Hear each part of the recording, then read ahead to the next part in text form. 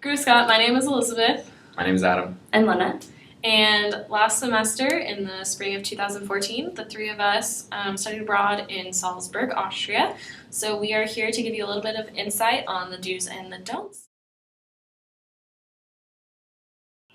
So I'm going to talk about the clothing. First of all, Austrians dress for the season, not the weather. And they would never get caught wearing yoga pants and sweatshirts unless they were actually exercising. A main outfit is like jeans and boots with a sweater and a coat, or like nice shoes for guys and like a scarf, things like that.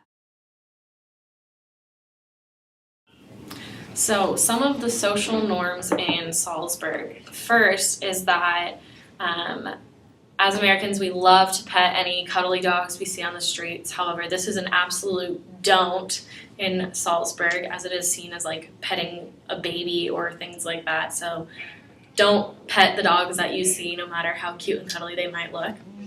Another thing is to always smile when you're out and about and smile at other people and say Grüß Gott, which literally translates to God's greeting. Another thing is that if you set a date or like a time to meet with someone, always stick to it. Don't be late.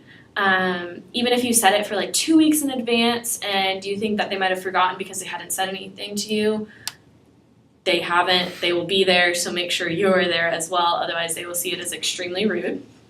And the last thing that is really important is, as Americans, we don't realize how loud we are. But this is definitely seen in restaurants as in big groups or even small groups. We think we're talking at a normal kind of quiet voice, but to all the Austrians around us, it sounds like we are yelling. So make sure you are listening and aware of those around you to be respectful of them as well. So drinking in Austria is a lot different than drinking in the United States. The biggest thing is that in Austria, people don't drink to get drunk. They drink because it tastes good or for social reasons. It's not rare to see people in a cafe at 9 a.m. drinking a beer with their breakfast. Like, that's completely normal. You'll walk around and the first time you'll be like, wow, what is that person doing? That's weird. But then you keep on walking around and most people will be doing it. The drinking laws are at 16, you can have beer or wine. At 18, that's open to all liquor, beer, wine, everything. So when we were there particularly, we'd go up in a bar and we'd see like basically high schoolers drinking beer with us, which is just perfectly fine, acceptable. It's just part of the culture. There's breweries in Salzburg that are owned by monks, and a church is right across the street. It's like almost a religious thing for them. So the main foods you will see in Salzburg are meats, potatoes, bread, and the desserts. For meats, there are sausages, just like Käsekreiner, which is a sausage filled with cheese. It's absolutely amazing. For potatoes and breads, there are all types, cold potatoes or warm, mashed, everything. And for desserts, the best dessert that we had was Kaiserschmarrn. They're like little pancakes. It's called the King's Mess, and it's served with powdered sugar and plum sauce. It's so good, you have to try it. Grocery stores in Austria are a lot different than in America. First of all, there's a lot less of them, and they are much smaller. They're more like little markets as opposed to huge superstores like Vaughn's or Stater Bros here.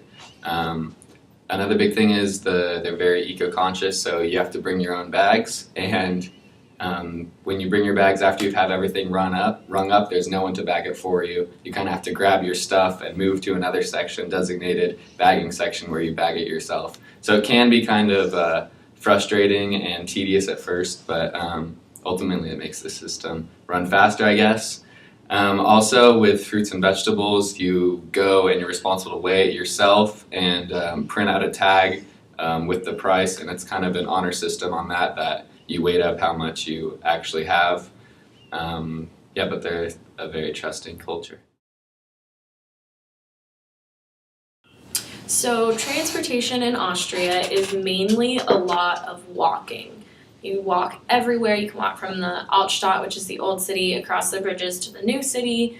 But there is no jaywalking. They do not like that, so make sure that you follow the crosswalk signs and the crosswalks. Also, for buses, to get around on buses, you make sure to press the button before when you want to get off. It's usually like in the exit, right after the exit before, and then that signals that you need to get off. Otherwise, you could get stuck on it for another couple stops and you won't know why you didn't get off. Also with the buses, it's treated as an honor system. You don't really get checked to see if you have a ticket, but if someone does get on and you get checked and you don't have a ticket, there's a hefty fine, and they highly frown upon that, so you want to make sure you get a ticket. For trains, the trains are always on time. Austrians get very upset if they are not on time, so make sure that if you're trying to catch a train that you get there early so that you can make sure to get on time.